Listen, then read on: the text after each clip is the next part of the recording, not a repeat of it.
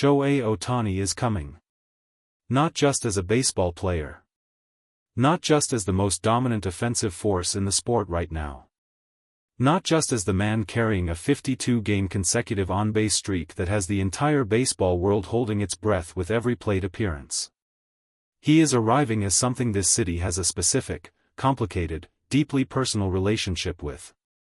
The Giants killer. That name did not come from a marketing department or a media narrative constructed to generate engagement. It came from the field.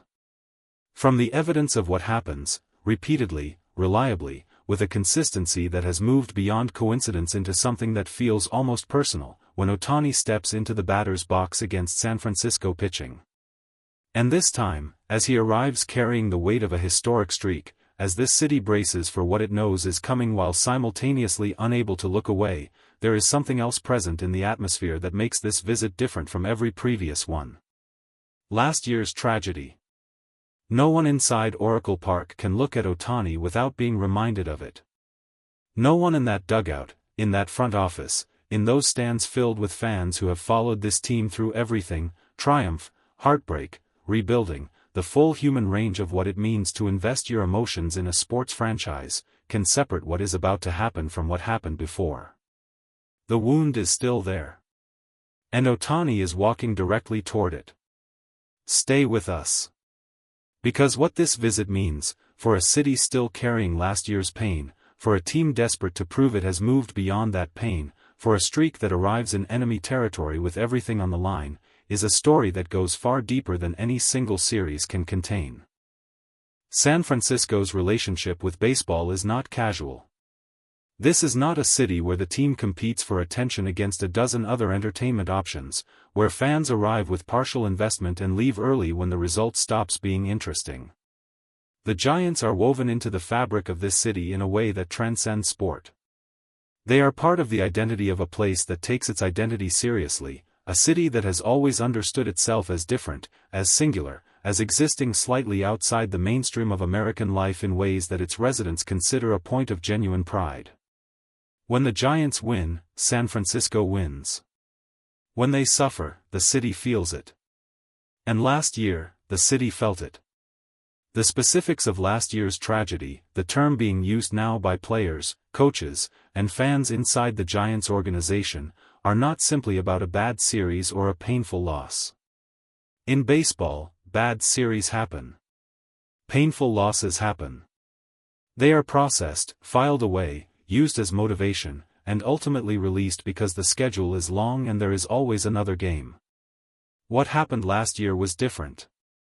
It was the kind of loss that doesn't get filed away. The kind that changes the internal narrative of an organization, the story a team tells itself about who it is and what it is capable of, in ways that months of preparation and positive results cannot fully repair. The kind that still lives in the eyes of veteran players when certain topics come up in certain conversations. And the topic that brings it back most reliably, most immediately, most completely, is Ohtani. Because Ohtani was at the center of it. His presence in that series. What he did. The specific moments where Giants pitching faced him and the outcome of those moments and what those outcomes ultimately meant for a team and a city that had believed, genuinely and with good reason, that this time would be different. It wasn't different. And now he is coming back. The label carries history. In baseball, the designation of a specific player as a killer of a specific team is not assigned lightly. It requires a pattern. A body of evidence assembled over multiple visits, multiple seasons, multiple pitching matchups that should, statistically, produce more variation than they do. Against the Giants, Ohtani's numbers do not vary the way numbers are supposed to vary. They don't reflect the natural fluctuation of a hitter going through different stretches against different pitching. They reflect something more consistent, more stubborn, more resistant to the adjustments that pitching staffs make and remake and continue to refine in their ongoing effort to find the approach that finally, reliably works. The Giants have tried everything. They have attacked him early in counts, trying to get ahead before his pitch recognition process, the extraordinary ability to identify spin and location in the first milliseconds after a pitch leaves a pitcher's hand, has time to fully engage. They have worked him deep into counts, trying to accumulate pitches and force him into situations where the decision-making required of a hitter becomes more complex and the margin for error narrows.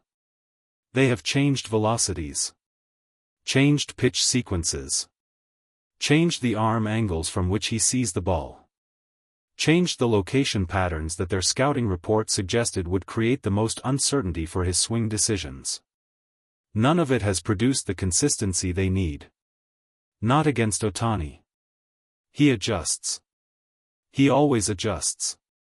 The adjustment is not something he performs visibly, not something that announces itself with obvious changes in his setup or his approach that opposing pitchers can identify and counter-adjust to. It happens quietly, between at-bats, in the processing space where his preparation and his in-game experience combine into something that looks, from the outside, like a hitter who simply cannot be solved. The Giants know this. They have lived this. And as Ohtani's bus crosses into San Francisco, as Oracle Park prepares to receive him, the pitching staff is meeting one more time to discuss an approach they have discussed many times before. Knowing, somewhere beneath the professional optimism that all pitching staffs carry into every series, that they have not yet found the answer. 52 games. When a streak of this magnitude arrives in a city with this specific history with this specific player, the number takes on additional meaning that purely statistical analysis cannot capture. Every game on the streak has its own story. Its own moment where the on-base appearance happened, some of them early in games, comfortable and almost routine. Some of them late, in high-leverage situations where the entire at-bat carried the weight of a game's outcome. Some of them through patience, walks drawn by refusing to chase pitches that lesser hitters would have expanded their zones to reach. Some of them through the sheer physical refusal to be retired, foul balls that extended at-bats, that accumulated pitch counts, that wore down pitchers until a mistake was made and punished. 52 individual stories. 52 individual moments of maintained excellence. And now, number 53, if it happens, will happen here. In San Francisco. Against a pitching staff that has more motivation to end this streak than almost any other staff in baseball. In a city that is carrying last year's wound and looking at this series as a chance, however partial, however symbolic, to begin the process of rewriting a narrative that has been painful to live with. The Giants' pitching staff understands what ending this streak would mean. Not just for the game. Not just for the series. For the organization. For the city. For the internal story that this team tells itself about its relationship with the player who has hurt them most consistently and most memorably. Ending Ohtani's streak in San Francisco would be the loudest possible answer to last year's tragedy. And they know it. There is a specific quality to the atmosphere at Oracle Park when Ohtani is in the visiting lineup. It is different from the atmosphere that other great players produce when they arrive in San Francisco. Different from the anticipation that accompanies any elite hitter stepping into a hostile environment. There is something extra in it, a tension that exists simultaneously in two registers that don't normally coexist so cleanly. The first register is hostility. The genuine competitive hostility of a fanbase that wants its team to win and has specific, accumulated reasons to want this particular opponent to fail. The booing that greets Ohtani when he steps into the batter's box at Oracle Park is not casual. It is not the reflexive, almost affectionate booing that great visiting players sometimes receive from crowds that secretly admire them. It carries something sharper. Something with memory behind it. The second register, and this is the part that makes the atmosphere unique, is fascination. San Francisco fans are baseball fans. Knowledgeable, engaged, capable of separating their team loyalties from their appreciation for what they are watching. And what they are watching, every time Ohtani stands in against their pitching, is something that the most devoted baseball fan only sees a few times in a lifetime if they are fortunate. They want him to fail. They need him to fail. And they cannot stop watching him. That combination, the desperate desire for his failure coexisting with the helpless fascination of people in the presence of genuine greatness, is what makes Oracle Park electric when Ohtani arrives. This time, with the streak at 52 and last year's tragedy still unresolved in the city's emotional memory, that electricity has reached a level that the stadium itself seems to feel. To understand why this visit carries so much more weight than a standard series, you have to understand what last year's tragedy actually took from this organization. It wasn't just a loss.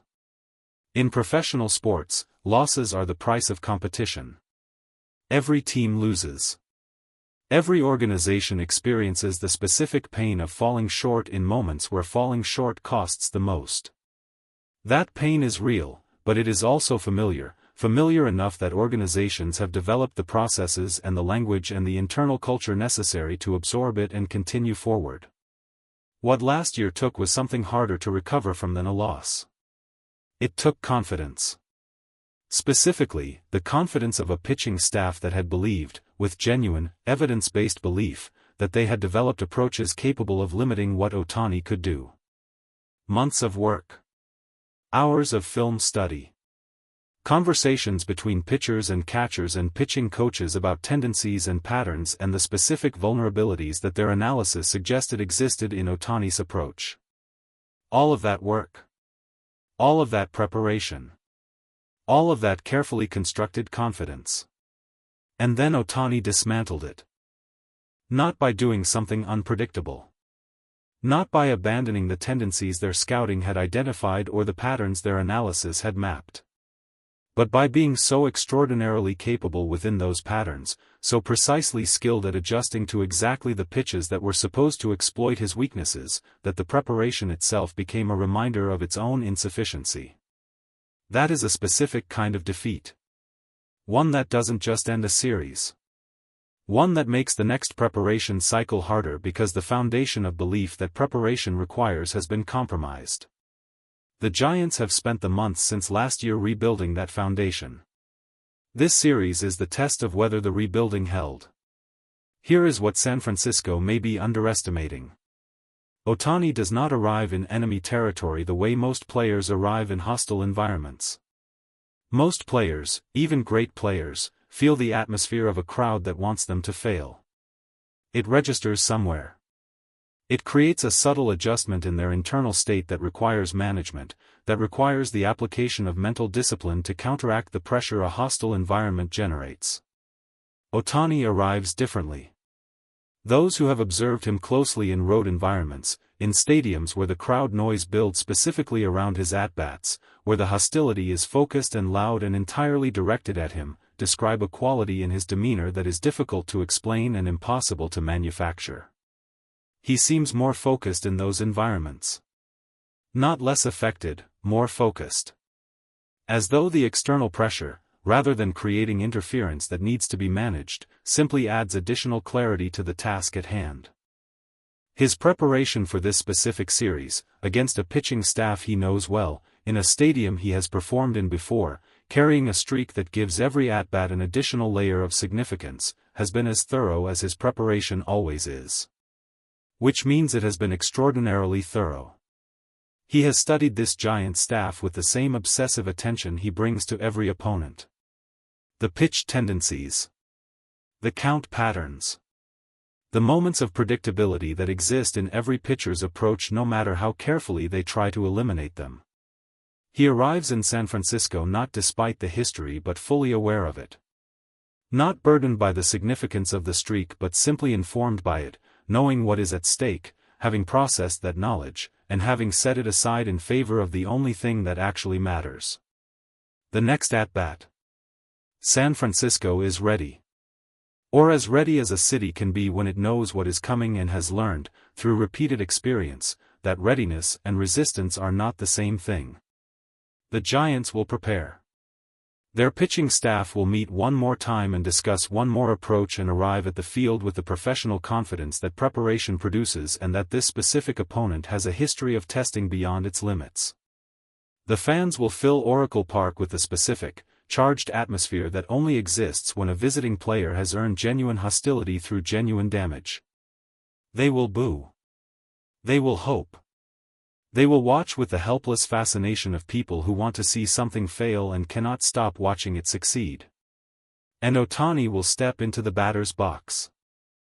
He will carry 52 games of consecutive presence on the base paths into a stadium that wants to be the place where that number finally stops.